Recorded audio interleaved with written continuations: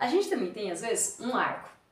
O que que significa esse arco? Se tiver duas notinhas iguais, exatamente uma do ladinho da outra, na mesma região, ela é chamada de ligadura de valor. Quer dizer que está ligando uma nota com a outra e somando um tempo com o outro. Se essa aqui vale 2 e essa aqui vale 1, vai então valer 3 no total, né? Vai somar um tempo com o outro. Se uma vale 1, a outra vale a cocheia, que é metade do valor de 1, da cocheia se fosse, né, no tempo que a gente usa ali o número 4 na parte de baixo, né, com a semínima valendo 1, então no caso ficaria 1,5.